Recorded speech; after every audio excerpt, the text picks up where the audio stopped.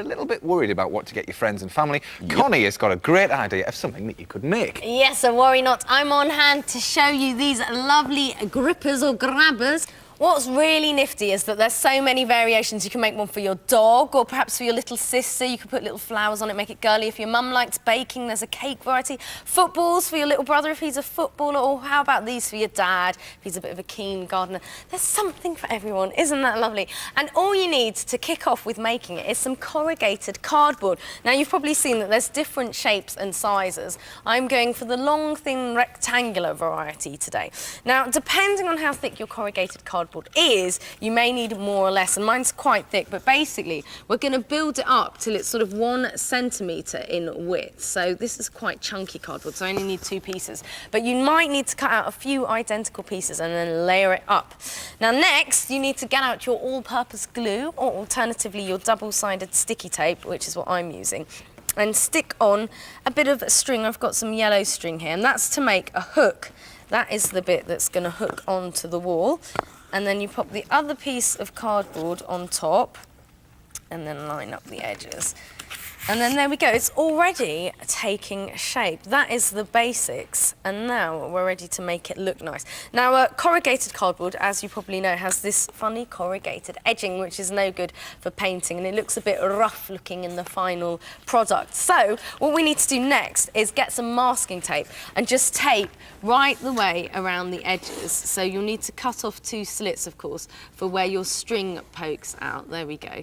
And once you've done that, that means that the paint won't seep in through the gappy bits at the side, and you are ready to proceed. Now, I'm making this one for Lucy, and she's a big fan of the colour blue, so I'm going to paint it in blue paint, but you can choose whatever you want. And depending on what paint you're using, you might need a few layers, because corrugated cardboard does tend to absorb. So there we go. And obviously, don't paint the front and the back in one go, or you'll be in a right mess. Once you've done one side, you need to leave it to dry. And then you can turn over and do the other piece. Otherwise, you'll get paint all over the place. Now, you can see on the set piece that I have next to me that there's all sorts of different colours that you can use. Obviously, you know, pink might be good if your sister's a big fan of pink or whatever. Now, this is going to take a while to complete. So luckily, I got up bright and early, and there's one that I did this morning that's had the chance to dry, and you can just see that it's ready to be decorated. Now, when you're doing the decorating, you can look for pictures in magazines, or why not try wrapping paper, because there's often funky patterns or pictures on a bit of wrapping paper. Or just look around you, maybe a leaflet that comes through the letterbox has got a nice picture of a dog. You never know. And once you've found some pictures you want to use, then you need to cut them out and then stick them on some cardboard. And that's because wrapping paper in magazines are obviously quite flimsy, and we need to tough it up a bit. And then you need to cut it out yet again, because we're going to stick it on our base. Here we go. So there's a lot of cutting to be done of awkward shapes. And, you know, I'm using dogs, obviously, because this is for Lucy, but, you know, lots of people have weird hobbies. If you're into, like, collecting stamps, you know, you could make one for yourself with some stamps on, or, you know, maybe if you've got a pet spider, why not make a spider variety? And seeds and gardening things are always good for dads, you know, if you're making a present for the family. Here we go. So I've cut out one of the dogs. I won't do them all now because it would take long. And then next, it's the gluing stage. And all-purpose glue is very good for this. But once again, I've got my handy double-sided sticky tape. It's so nifty. I do recommend it whenever you're making anything. And you also need to choose whether you're going to use pegs or hooks. You can see that there's a different effect depending on what you go for. You can mix it up. Look, this has got pegs and hooks. You know, just feel free to do whatever. I'm going for 2 pegs today, and these are just ordinary clothes pegs. And I'm going to put a hook in the middle. So first up, you stick your first peg in line with the string I'm going for on this, because I want it to look symmetrical. I'm going for 3.